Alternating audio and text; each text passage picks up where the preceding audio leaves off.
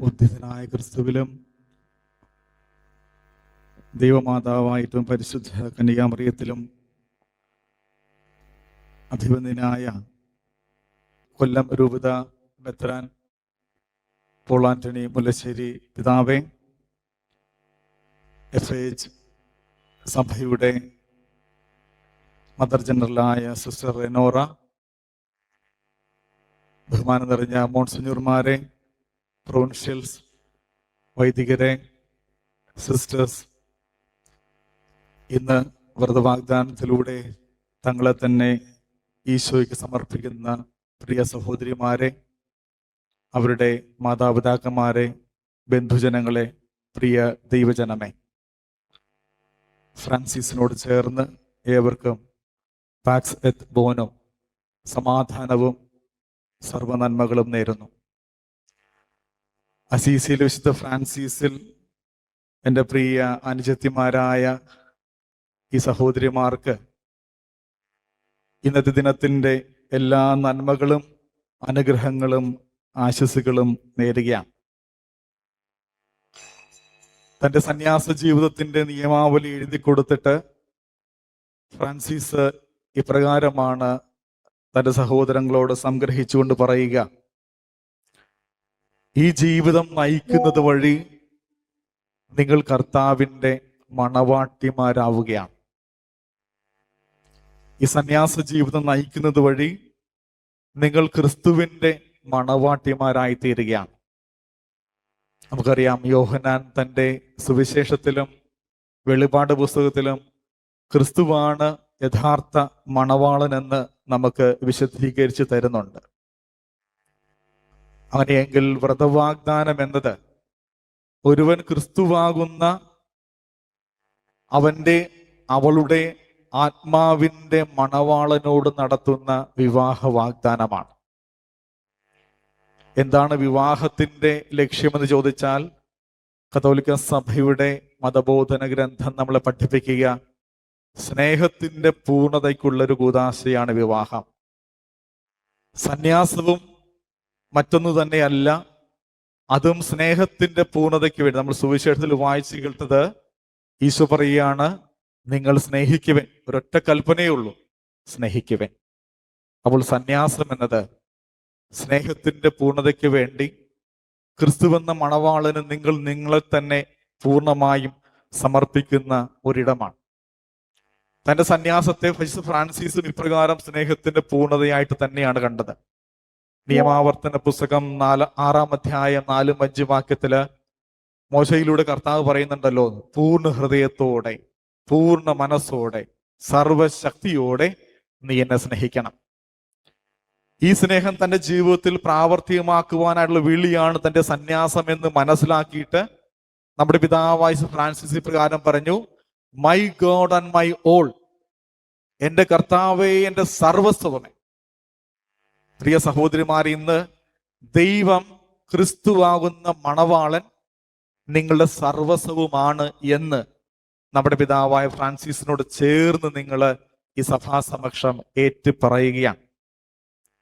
അപ്പോൾ സ്നേഹിക്കപ്പെടുന്നില്ല എന്ന് വിലപിച്ച് നടന്ന വിശുദ്ധ ഫ്രാൻസിസ്, ആ ഫ്രാൻസിസിന്റെ നിലവിളിക്കുള്ള ഒരു ഉത്തരമായിട്ട് അദ്ദേഹത്തിന്റെ ശിഷ്യന്മാരോട് ചേർന്ന് ഇന്ന് നിങ്ങളും ആ സ്നേഹമാകുന്ന ക്രിസ്തുവെന്ന മണവാളൻ എന്നാൽ സ്നേഹിക്കപ്പെടുമെന്ന് ആമേൻ പറയുന്ന ഒരു ദിവസമാണ് ഇന്ന്.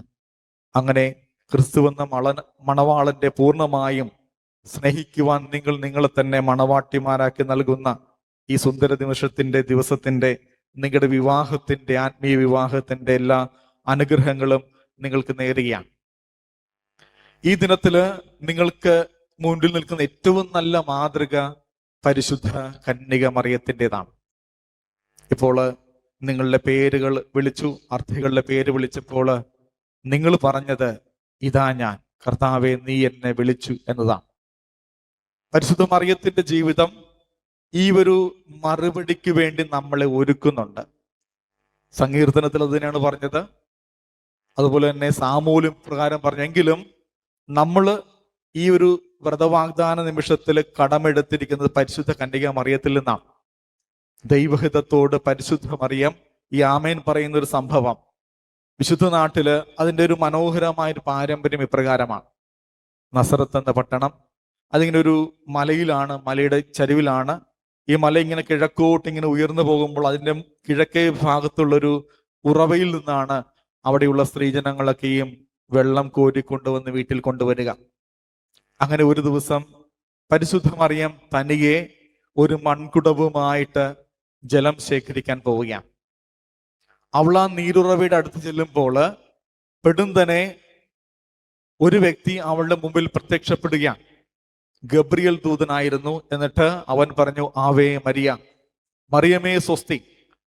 പെട്ടെന്ന് തൻ്റെ മുമ്പിൽ ഒരു മനുഷ്യൻ, ഒരു ദൂതൻ പ്രത്യക്ഷപ്പെട്ടപ്പോൾ അത് കണ്ട് ഭയന്ന് മറിയത്തിന്റെ കയ്യിലിരുന്ന ഈ മൺകുടം താഴെ പാറയിലേക്ക് വീണ് ചിന്നിച്ചിതറിപ്പോയി. എന്നിട്ട് ഭയപ്പാടോടുകൂടെ അവള് വീട്ടിലേക്ക് ഓടിപ്പോവുകയാണ്. അതിന് വീട്ടിലെത്തിക്കഴിയുമ്പോഴാണ് ലൂക്കാ വിവരിക്കുന്ന ബാക്കി ഭാഗങ്ങളൊക്കെ സംഭവിക്കുക.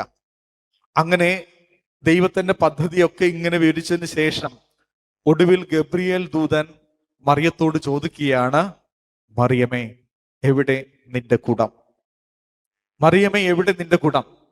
കേട്ടപ്പോൾ മറിയം പറഞ്ഞു, നിന്നെ ഞാൻ അപ്രതീക്ഷിതമായി കണ്ടപ്പോൾ ഭയന്ന് വിറച്ച് ഈ കുടം എന്റെ കയ്യിൽ നിന്നും താഴെ വീണ് കല്ലിൽ ഇടിച്ച് തകർന്ന് ചിന്നിച്ചിതറിപ്പോയി. അപ്പോൾ ദൂതൻ പറഞ്ഞു, ദൈവത്തിന്റെ ഹിതം ഞാൻ നിന്നോട് പറഞ്ഞില്ലേ? ഇനി ഈ ദൈവത്തിന്റെ ഹിതത്തോട് നീ ആമേൻ പറയുകയാണെങ്കിൽ ഈ കുടം കണക്കെ നിന്റെ ജീവിതം തകർന്നു പോകും. ദൈവത്തിന്റെ ഹിതം നിറവേറ്റുവാൻ വേണ്ടി ആ മൺകുടം കടക്കെ നിന്റെ ജീവിതം തകർത്ത് കളയാൻ നീ സന്നദ്ധയാണോ? അപ്പോൾ മറിയം പറഞ്ഞു, എന്നെ ഇതാ ഞാൻ തയ്യാറാണ്. എന്റെ ജീവിതം നിനക്ക് വേണ്ടി തകർത്ത് കളയുവാൻ ഞാൻ തയ്യാറാണ് എന്ന് പറഞ്ഞു. കുറച്ചു മുമ്പ് നിങ്ങളും അത് തന്നെയാണ് പറഞ്ഞത്, ഹിന്നനെ ഇതാ ഞാൻ. നിങ്ങളുടെ ജീവിതം കർത്താവിന് മുമ്പില് തകർക്കുവാൻ വേണ്ടിയിട്ട് സമർപ്പിക്കുകയാണ് നിങ്ങൾ. കൊറിന്തോസുകാർക്ക് എഴുതിയ 2-ാം ലേഖനത്തിൽ 4-ാം അധ്യായം 7-ാം വാക്യത്തിൽ നമ്മുടെ ജീവിതത്തെ പറ്റി, നമ്മളെപ്പറ്റി തന്നെ വിശുദ്ധ പൗലോസ് ശ്ലീഹ ഇപ്രകാരമാണ് വിവരിച്ചിരിക്കുന്നത്, മൺകുടങ്ങളാണ് നമ്മൾ. മൺകുടങ്ങളിൽ നൽകപ്പെട്ടിരിക്കുന്ന നിധിയാണ് നമ്മളെങ്കില് ഈ ദിവസം നിങ്ങൾ കർത്താവിനോട് നിങ്ങളുടെ വ്രതവാഗ്ദാനത്തിലൂടെ ഹിന്നനെ ഇതാ ഞാൻ സന്നദ്ധയാണ് എന്ന് പറയുമ്പോൾ നിങ്ങളാകുന്ന മൺകുടങ്ങളെ തച്ചുടയ്ക്കുവാനുള്ള അവകാശം നിങ്ങൾ കർത്താവിന് എഴുതി കൊടുക്കുകയാണ്. അപ്പൊ അത് നിങ്ങൾ ഓർക്കണം. നിങ്ങളാകുന്ന മൺകുടം തച്ചുടയ്ക്കുവാൻ കർത്താവിന് നിങ്ങൾ തീരെഴുതി കൊടുക്കുകയാണ്. അത്ര കണ്ട് ഈസിയായ ഒരു കാര്യമൊന്നും അല്ല. അപ്പൊ മറിയത്തെ കണക്കെ നിങ്ങൾക്കത് പറയാനായിട്ട് സാധിക്കണം. ഞാൻ എൻ്റെ ഓർഡിനേഷന് തലേദിവസം, ഞാൻ കൊച്ചിക്കാരനാണ്. അപ്പോൾ ബിഷപ്പ് ഹൗസിൽ തലേദിവസം പോയി നിൽക്കും. അപ്പൊ അങ്ങനെ നിൽക്കുമ്പോൾ അന്ന് രാത്രിയിൽ നല്ല നല്ല പൊക്കവും വണ്ണമൊക്കെ ഉള്ള ഒരു അച്ഛൻ ഇങ്ങനെ വന്നിട്ട് എന്നോട് പറഞ്ഞു, മകനെ എടാ എനിക്ക് നാളെ വരാൻ പറ്റത്തില്ല, ഞാൻ ഇപ്പം നിന്നെ ഒന്ന് വിഷ് ചെയ്തിട്ടെ. അപ്പൊ അച്ഛനെ കെട്ടിപ്പിടിച്ച്, ഗോലിയാത്ത് ദാവീദിനെ കണക്കെ ഇങ്ങനെ കെട്ടിപ്പിടിച്ചിരിക്കുക, നല്ല വണ്ണവും പൊക്കമൊക്കെ ഉള്ളൊരു അച്ഛനാ.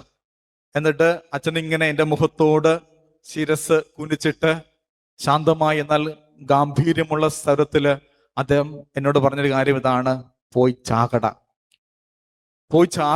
ഇത് കേട്ട് ഞാനാകെ സ്തബ്ധനായി നിൽക്കുകയാണ്. എന്താണ് സംഭവിക്കുന്നത്?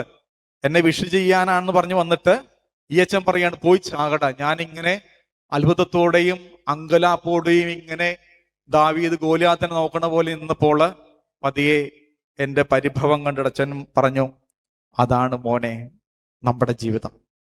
അതാണ് മോനെ നമ്മുടെ ജീവിതം.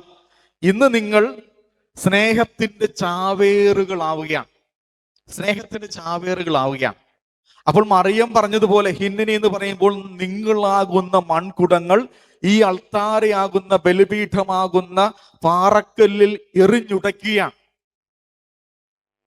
വിശുദ്ധ കൊച്ചുറേസ്യ വ്രതവാഗ്ദാനത്തെ ബന്ധപ്പെടുത്തുന്നത് മാമോദീസായിട്ടാണ്. അവൾ പറയുകയാണ്, വ്രതവാഗ്ദാനം എന്നത് മാമോദീസായുടെ തനി ആവർത്തനവും പൂർത്തീകരണവുമാണ്. എന്തുകൊണ്ടാണ് മാമോദീസായിട്ട് ബന്ധപ്പെടുത്തുന്നത്? കാരണം പൗലോസ് ലീഹ റോമാക്കാർക്ക് എഴുതിയ ലേഖനം 6-ാം അധ്യായത്തില് 4 മുതൽ 6 വരെ വാക്യങ്ങളില് മാമോദീസയെ മരണവുമായിട്ടാണ് ബന്ധപ്പെടുത്തുക.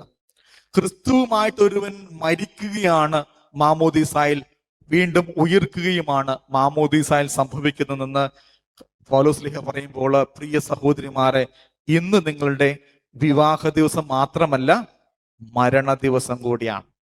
ഇന്ന് നിങ്ങളുടെ മരണ ദിവസം കൂടിയാണ്. കാരണം എന്താണ്? കാരണം it is no longer you but the Lord who has to live in you. ഇനിമേൽ ഞാനല്ല, എന്നിൽ ക്രിസ്തു ജീവിക്കുന്നു എന്ന് ഗലാത്യക്കാർക്ക് എഴുതിയ ലേഖനം 2-ാം അധ്യായം 20-ാം വാക്യത്തിൽ പൗലോസ് പറയുന്നത് പോലെ നിങ്ങൾക്ക് പറയാൻ സാധിക്കണം, ഞാനാകുന്ന മൺപാത്രത്തെ കർത്താവെ നീ ബലിപീഠത്തിൽ തച്ചുടയ്ക്കണമേ. ഇനി ഞാനല്ല, എന്നിൽ നീ ജീവിക്കണമേ. അങ്ങനെ പരിശുദ്ധ മറിയത്തെ കണക്കെ ഹിന്നനി എന്ന് പറയാൻ, സാമൂലിനെ കണക്കെ ഇതാ ഞാൻ എന്ന് പറയുവാൻ, സങ്കീർത്തകനെ കണക്കെ കർത്താവ് നിന്റെ ഇഷ്ടം നിറവേറ്റുവാൻ ഞാനിതാ വരുന്നു എന്ന് പറയാൻ, വിശുദ്ധ തോമസിനെ കണക്കെ നമ്മൾക്കും നിങ്ങൾക്കും പറയാൻ സാധിക്കണം, നമുക്കും അവനോട് കൂടി പോയി മരിക്കാം. നമുക്കും അവനോട് കൂടി പോയി മരിക്കാം. ഞാൻ പറഞ്ഞു, ഇത് നിങ്ങളൊരു വിവാഹത്തിന്റെ ഒരു എക്സ്പീരിയൻസ് ആണ്. സ്വർഗീയമായ മണവാളനുമായിട്ടൊരു വിവാഹമാണ്. എല്ലാ വിവാഹങ്ങൾക്ക് ശേഷവും ഒരു കാലഘട്ടമുണ്ട്, ഹണിമൂൺ പീരീഡ് നമ്മൾ അറിയപ്പെടുന്ന ഒരു ഹണിമൂൺ പീരീഡ്. അതൊരു ഹാപ്പി ഹോർമോണിന്റെ ഒരു കാലഘട്ടമാണ്. വളരെ എക്സൈറ്റ്മെന്റ് അല്ലെ.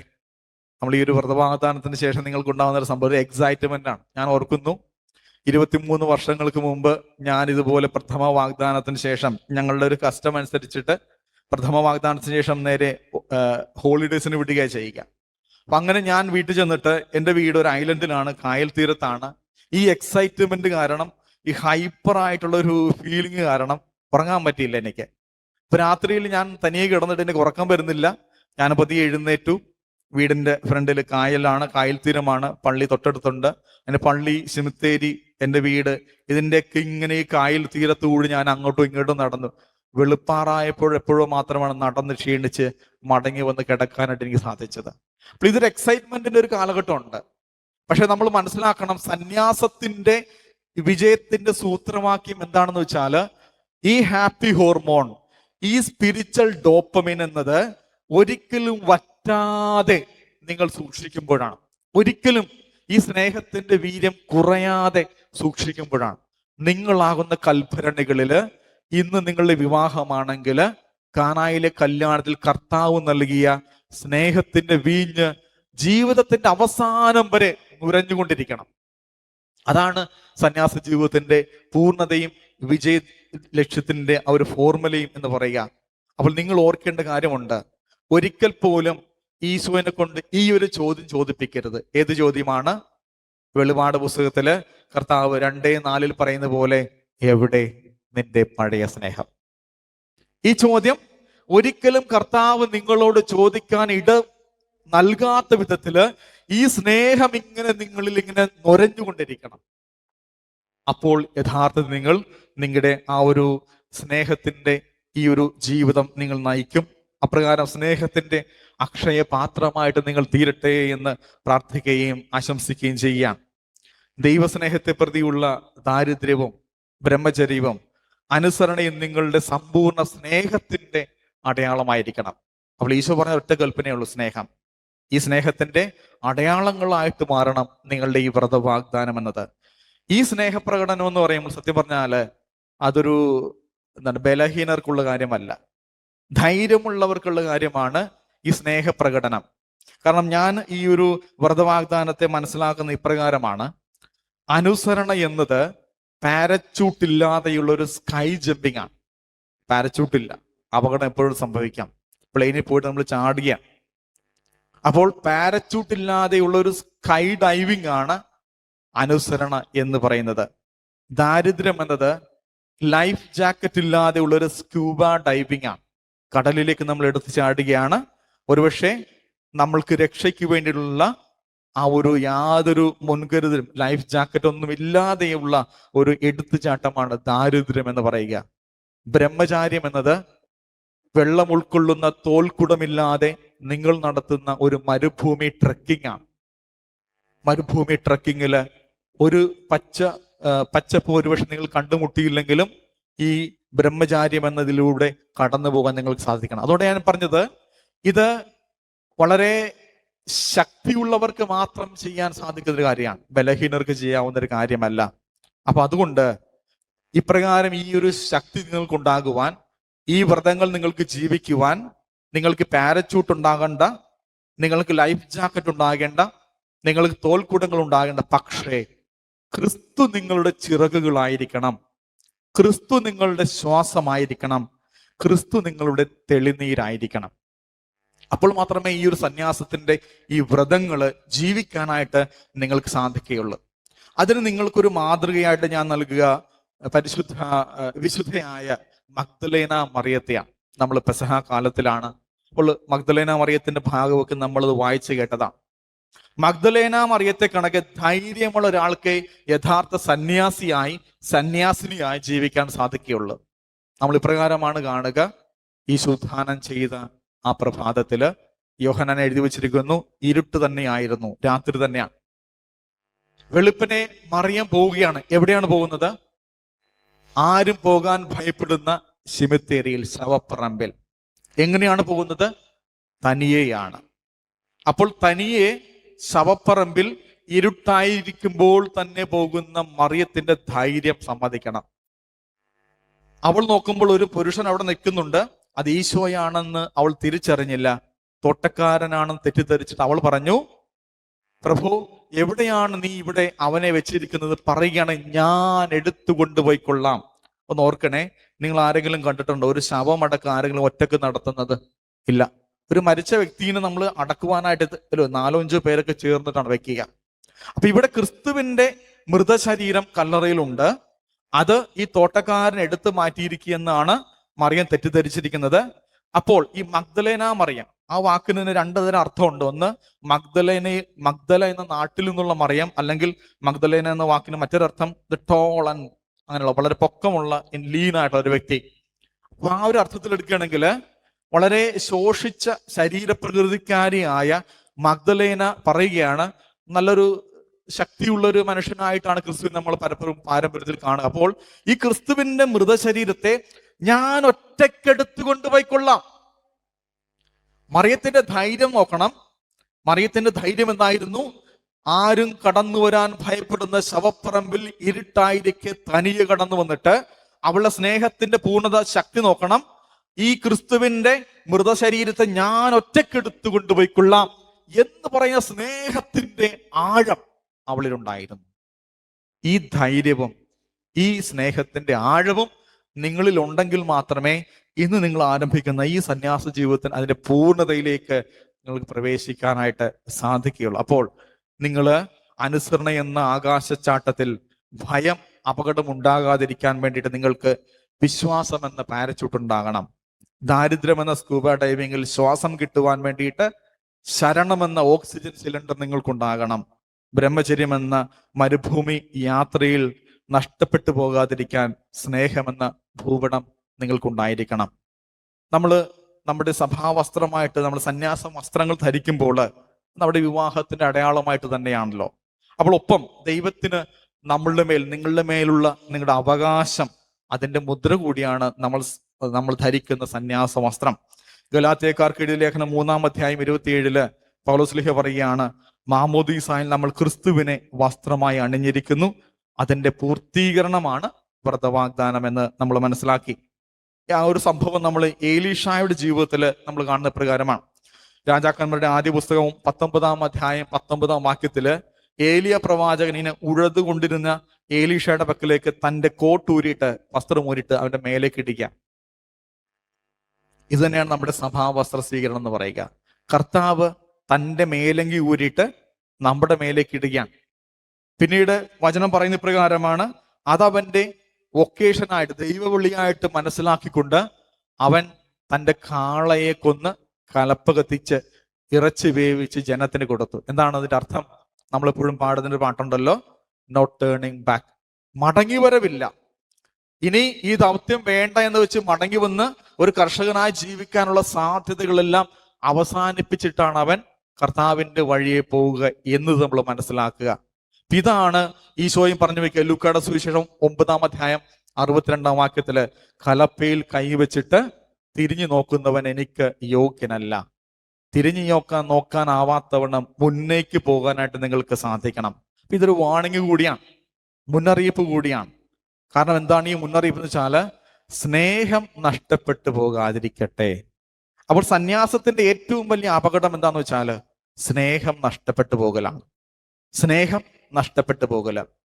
സന്യാസത്തെ ഒരു ശിഷ്യത്വമായിട്ട് മനസ്സിലാക്കുകയാണെങ്കിൽ, ഈ ഈശോയുടെ ശിഷ്യന്മാരുടെ ജീവിതം ഒന്ന് നമ്മൾ എടുക്കുകയാണെങ്കിൽ, ശിഷ്യന്മാരെ ഈശോ വിളിക്കുകയാണ്. അപ്പോൾ ഈ ശിഷ്യത്വത്തെ, ഡിസൈപ്പിൾഷിപ്പിനെ ഞാൻ രണ്ടായിട്ടൊന്ന് തിരിക്കുകയാണ്. ഒന്ന് circle discipleship and arrow discipleship.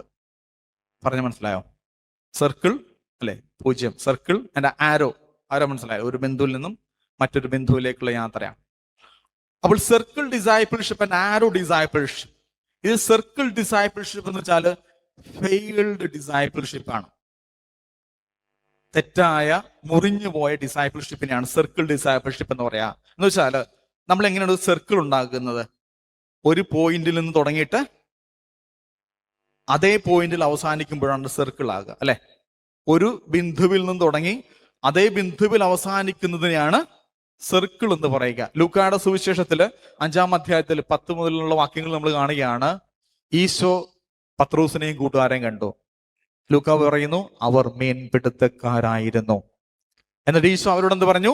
നിങ്ങൾ ഇപ്പോൾ മീൻപിടുത്തക്കാരാണ്, പക്ഷെ ഞാൻ നിങ്ങളെ മനുഷ്യരെ പിടിക്കുന്നവരാക്കാം. ഒരു ദൗത്യം കൊടുക്കുകയാണ്. ഞാൻ നിങ്ങളെ മനുഷ്യരെ പിടിക്കുന്നവരാക്കാം. അങ്ങനെ മീൻപിടുത്തക്കാര് മനുഷ്യരെ പിടിക്കുന്നവരായി ക്രിസ്തുവിന്റെ കൂടെ 3 വർഷക്കാലം ജീവിച്ചു. പക്ഷേ ഉത്ഥാനത്തിന് പോലും ശേഷം 3 വർഷങ്ങൾക്കിപ്പുറം യോഹന്നാന്റെ സുവിശേഷത്തിൽ ഒടുവില് നമ്മൾ കണ്ടുമുട്ടുന്നത് പ്രകാരമാണ്, പത്രോസും കൂട്ടുകാരും വീണ്ടും മീൻപിടുത്തക്കാരായി മാറി. അപ്പോൾ മീൻപിടുത്തക്കാരായിരുന്നവരെ മനുഷ്യരെ പിടിക്കുന്നവരാക്കി കർത്താവ് മാറ്റി. പക്ഷേ എവിടെ തുടങ്ങിയോ അവിടെ തന്നെ അവർ ഒടുങ്ങിയാണ് വീണ്ടും മീൻപിടുത്തക്കാരായി. എന്തായിരുന്നു കുഴപ്പം? സ്നേഹം കുറഞ്ഞുപോയി എന്നതാണ്. അതുകൊണ്ട് ആ പ്രഭാതത്തിൽ അപ്പവും മീനും ഒക്കെ ഒരുക്കി വെച്ചിട്ട്, പ്രാതൽ ഒരുക്കി വെച്ചിട്ട് ക്രിസ്തു പത്രോസിനോട് പറയുന്നത്, നീ എന്നെ സ്നേഹിക്കുന്നുവോ? നീ എന്നെ സ്നേഹിക്കുന്നുവോ? പ്രിയ മക്കളെ, കർത്താവ് നമ്മളോട് അനുദിനം ചോദിക്കുകയാണ്, നമ്മളെ സ്നേഹം അനുദിനം വർദ്ധിപ്പിച്ചു കൊണ്ടിരിക്കണം. ഈ സ്നേഹം കുറയാതെ സൂക്ഷിക്കും. അപ്പൊ ഇതാണ്, സ്നേഹം കുറഞ്ഞു പോകുന്നതാണ് സന്യാസത്തിന്റെ പ്രശ്നം. സ്നേഹം എന്ന് വെച്ചാൽ എന്താണ്? നിങ്ങളെ തന്നെ തകർക്കുവാൻ ഒരു മൺകുടമായി നൽകുകയാണ് നിങ്ങൾ ഇന്ന്. പക്ഷെ പലപ്പോഴും നമ്മൾ സംഭവിക്കുന്ന എന്താണ്? കുറച്ചു കാലം കഴിയുമ്പോൾ നമ്മളെല്ലാവരും സ്റ്റീൽ കുടങ്ങളായി തീരും, അല്ലെ? പൊട്ടാൻ വയ്യാത്ത സ്റ്റീൽ കുടങ്ങളായി പോരും. അതാണ് സന്യാസത്തിന്റെ ഒരു പ്രശ്നം എന്ന് പറയുക. അപ്പൊ അത് സംഭവിക്കാതെ കർത്താവിന് തകർക്കുവാനായിട്ടുള്ള മൺകുടങ്ങളായിട്ട് നിങ്ങൾ തുടർന്ന് പോകാൻ ശ്രമിക്കുക. നമ്മൾ ഓർക്കേണ്ട ഒരു കാര്യമുണ്ട്, നമ്മൾ ഇനിയുള്ള നിങ്ങളെ വഴിയിൽ നിങ്ങളെപ്പോഴും മൺകുടങ്ങളായി തുടരാനായിട്ട് ശ്രമിക്കണം, സ്റ്റീൽ കുടങ്ങളാകാതെ. ഞങ്ങളതിനൊരു കപ്പൂച്ചൻ വൈദികൻ എഴുതിയ ഒരു കവിതയുണ്ട്, സന്യാസി എന്നൊരു കവിതയാണ്. കവിതയില് ഒരാള് സന്യാസത്തിന് പോകുന്നതിനെ പറ്റിയിട്ടാണ് കഥ. അദ്ദേഹം ഇങ്ങനെ ഒരു ആള് സന്യാസത്തിന് വേണ്ടിയിട്ട്, സന്യാസത്തിന് ഭാണ്ഡക്കെട്ടൊക്കെ എടുത്തിട്ട് എല്ലാവരെയും ഉപേക്ഷിച്ച്, അപ്പനെ, അമ്മയെ, നാടിനെ, വീടിനെ എല്ലാം ഉപേക്ഷിച്ച് അയാൾ പോവുകയാണ്. അങ്ങനെ സന്യാസത്തിന്റെ ഭാണ്ഡക്കെട്ടെടുത്ത് അയാൾ ഇങ്ങനെ യാത്ര തിരിക്കുമ്പോൾ, കുറെ കഴിയുമ്പോൾ അയാളുടെ ഈ ഭാണ്ഡത്തിന് ഭാരം വർദ്ധിക്കുകയാണ്. അയാളുടെ ഈ ഭാണ്ഡത്തിന് ഭാരം വർദ്ധിച്ച് ഒരു ചുവട് പോലും മുന്നോട്ട് വയ്ക്കാനാവാതെ അയാൾ അവസാനം ഭാണ്ഡം നിലത്ത് വെച്ച് തുറന്നു നോക്കുമ്പോൾ അയാളെ അത്ഭുതപ്പെടുത്തിക്കൊണ്ട് അയാൾ കാണുകയാണ്, താൻ പിന്നിൽ ഉപേക്ഷിച്ചു പോയ അപ്പനും അമ്മയും ഈ ഭാണ്ഡത്തിലുണ്ട്. താൻ ഉപേക്ഷിച്ചു കളഞ്ഞ തന്റെ സഹോദരങ്ങളും വീടും ബന്ധുക്കളും മിത്രങ്ങളും ആഗ്രഹങ്ങളും നാടും വീടും എല്ലാ കാര്യങ്ങളും ഈ ഭാണ്ഡത്തിൽ സുരക്ഷിതമാണ്. ലൂക്കാ പറയുന്നു, അവർ വലയും വള്ളവും തുഴയും ഉപേക്ഷിച്ചിട്ട് അവന്റെ പിന്നാലെ പോയി മനുഷ്യരെ പിടിക്കുന്നവരാകാൻ. പക്ഷേ ഈ 3 വർഷങ്ങൾക്ക് ശേഷം അവർ വീണ്ടും മീൻ പിടിക്കുന്നവരായി തീരുവാനുള്ള കാരണം എന്തായിരുന്നു? ഉപേക്ഷിച്ചുവെന്ന് കരുതിയിരുന്ന മത്സ്യം പിടിക്കുന്ന വലയും വള്ളവും തുഴയുമൊന്നും അവർ യഥാർത്ഥത്തിൽ ഉപേക്ഷിച്ചിട്ടുണ്ടായിരുന്നില്ല. അതാണ് സത്യം. അപ്പോൾ നിങ്ങൾ ഇന്ന് ലോകത്തോട് വേണ്ട എന്ന് പറയുമ്പോൾ, പക്ഷെ നിങ്ങൾ ഓർക്കണം, നിങ്ങൾ ഇന്ന് നിങ്ങളുടെ തോളിൽ വഹിക്കുന്ന സന്യാസത്തിന്റെ ഭാണ്ഡക്കെട്ടിന്റെ പേരാണ് ഹൃദയം. ഹൃദയം. നിങ്ങൾ നിരന്തരം ഈ ഹൃദയം ശുദ്ധീകരിച്ചുകൊണ്ടിരിക്കണം. ഈ ഹൃദയത്തിൽ യാതൊന്നും നിങ്ങളെ ഭാരപ്പെടുത്താതിരിക്കട്ടെ. പിന്നിൽ ഉപേക്ഷിച്ച് പോയതൊന്നും നിങ്ങളെ ഭാരപ്പെടുത്താതിരിക്കട്ടെ. ഇപ്പോൾ നിങ്ങളുടെ മുമ്പിലും ഇതൊരു വെല്ലുവിളിയാണ്. നിങ്ങളോട് സംസാരിക്കുന്ന എനിക്കും വെല്ലുവിളിയാണ്. ഇവിടെ ഇരിക്കുന്ന എല്ലാവർക്കും ഇതൊരു വെല്ലുവിളിയാണ്. കാരണം എന്താണെന്ന് വെച്ചാൽ ഇന്ന് ഈ കവിത എഴുതിയ സഹോദരൻ ഞങ്ങളുടെ സമൂഹത്തിൽ ഇല്ല എന്നുള്ളതാണ്. അപ്പൊ ഈ മടങ്ങിപ്പോകല് ആർക്കും സാധിക്കുമെന്നുള്ളതാണ്. തിരിച്ചു പോകല് അതൊരു അപകടമായിട്ട് മുന്നിലുണ്ട് എന്നത് നിരന്തരം നമ്മൾ ഓർക്കണം. അതുകൊണ്ടാണ് കായേനോട് കർത്താവ് പറഞ്ഞത്, നിന്റെ പടിവാതിൽക്കൽ പാപം ഒളിഞ്ഞിരിപ്പുണ്ട്. ആ ബോധ്യത്തോടു കൂടെ ഫ്രാൻസിസിനോട് ചേർന്ന് നമുക്ക് മുന്നോട്ട് പോയാൽ മാത്രമേ നമ്മുടെ ഭാണ്ഡങ്ങൾ എപ്പോഴും ക്രിസ്തുവിനാൽ മാത്രം നിറഞ്ഞിരിക്കാൻ, ക്രിസ്തുവിനുള്ള സ്നേഹത്താൽ മാത്രം നിറഞ്ഞിരിക്കാൻ സാധിക്കുകയുള്ളൂ. പ്രിയപ്പെട്ടവരെ, ഇപ്രകാരം ഇന്ന് വ്രതവാഗ്ദാനം ചെയ്യുന്ന നിങ്ങൾ ആ ഒരു ഹൃദയമുള്ള, ക്രിസ്തു മാത്രമുള്ള ഹൃദയമായിട്ട് ആയിത്തീർക്കട്ടെ എന്ന് നമ്മൾ പ്രാർത്ഥിക്കാം. ഓർക്കുക, കൊറിന്ത്യസാർക്ക് എഴുതിയ ആദ്യ ലേഖനത്തിൽ 10-ാം അധ്യായം 12-ാം വാക്യത്തില് പൗലോസ് നമ്മളെ ഓർമ്മപ്പെടുത്തുന്നു, വാൺ ചെയ്യുന്നു, നിൽക്കുന്നുവെന്ന് കരുതുന്നവൻ വീഴാതിരിക്കട്ടെ.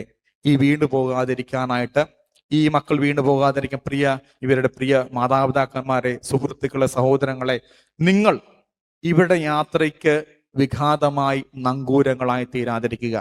ഇവരുടെ സന്യാസത്തിന്റെ ഹൃദയമാകുന്ന ഭാണ്ഡത്തിൽ നിങ്ങൾ അനാവശ്യമായിട്ട് കയറാതിരിക്കുക. അവിടെ ക്രിസ്തു മാത്രം ഉണ്ടായിരിക്കട്ടെ. റോമാക്കാർക്ക് എഴുതിയ ലേഖനം 8-ാം അധ്യായത്തില് പൗലോസ് ശ്ലീഹ പറയുന്നു, what can separate us from the love of God. ക്രിസ്തുവിനോടുള്ള സ്നേഹത്തിൽ നിന്നും നിങ്ങളെ ഒന്നും വേർതിരിപ്പിക്കാനായിട്ട് ഇടയാകാതിരിക്കട്ടെന്ന് പ്രാർത്ഥിക്കുന്നു. നിങ്ങൾ ഇന്ന് ആരംഭിക്കുന്ന ഈ സ്കൈ ഡൈവിങ്ങിനും സ്കൂബ ഡൈവിങ്ങിനും ഡെസേർട്ട് ട്രക്കിങ്ങിനും എല്ലാവിധമായ ആശംസകൾ നേരുന്നു. ക്രിസ്തു എന്ന മണവാളന്റെ നേർക്ക് പായുന്ന യഥാർത്ഥ അമ്പുകളായി. ഞാൻ ഒരു പോയിന്റ് വിട്ടുപോയി. ഈ സർക്കിൾ ഡിസൈപ്പിളിന് ശേഷം യഥാർത്ഥ ഡിസൈപ്പിൾഷിപ്പ് എന്ന് വെച്ചാൽ ഒരു ആരോയാണ്. ഒരു പോയിന്റിലും തുടങ്ങിക്കഴിഞ്ഞാൽ നിർത്താതെ മടങ്ങി വരാതെ ക്രിസ്തു എന്ന ലക്ഷ്യത്തിലേക്ക് പോവുകയാണ്. അപ്രകാരം ഒരു യഥാർത്ഥ ശിഷ്യത്വമായിട്ട് നിങ്ങളുടെ ജീവിതം മാറട്ടെ എന്ന് ആശംസിക്കുന്നു. ദൈവം നിങ്ങളെ അനുഗ്രഹിക്കട്ടെ. ആമേൻ.